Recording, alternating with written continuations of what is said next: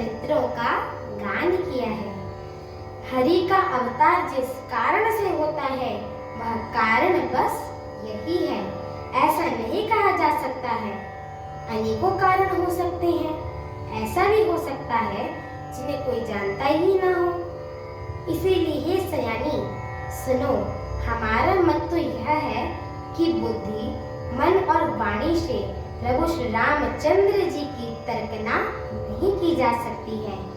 तथापि संत, मुनि, वेद एवं पुराण अपनी अपनी बुद्धि के अनुसार जैसा कुछ कहते हैं और जैसा कुछ मेरी बुद्धि में समझ आता है, हे सुमुखी, वही कारण मैं तुमको सुनाता हूँ। अब देखिए कितनी सुंदर और कितनी शुभदायक चौपाई है यहाँ पर कि जब जब होई धर्म की हानि, बाड़ई असुर अधम अभिमानी। अर्थात जब जब धर्म का ह्रास होता है और नीच अभिमानी राक्षस बढ़ जाते हैं और वे ऐसा अन्याय करते हैं कि जिसका वर्णन नहीं किया जा सकता है, तथा ब्राह्मण, गौ, देवता और पृथ्वी कष्ट पाते हैं, तब तक वे कृपा निधान प्रभु भांति भांति के शरीर, दिव्य शरीर धारण करके सज्जनों की पीड़ा हर लेते हैं।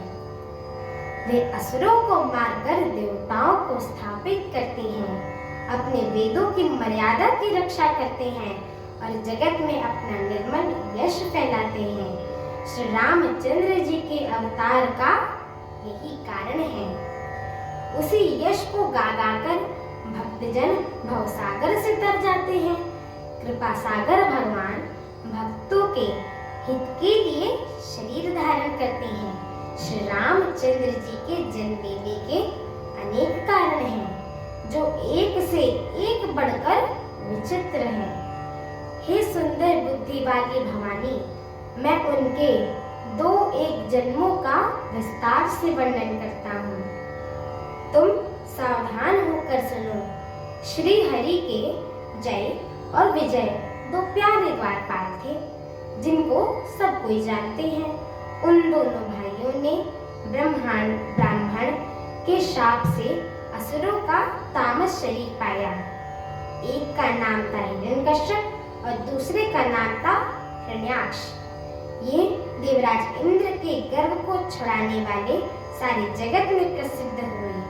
वे युद्ध में विजय पाने वाले विख्यात वीर थे। इनमें एक हिरण्याक्ष को भगवान ने वराह सूअर का शरीर धारण करके मारा था। फिर दूसरे हिरण्यकश्यप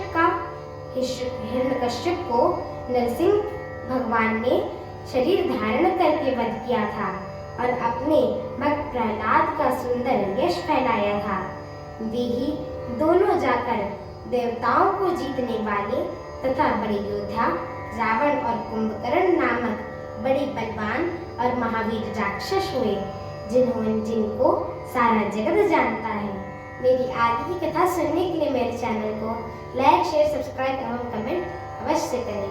बोलिए श्यावर रामचंद्र की जय हो, माता जानकी की जय हो, पवन सुत हनुमान की जय हो, जय श्री राम। जय श्री राम।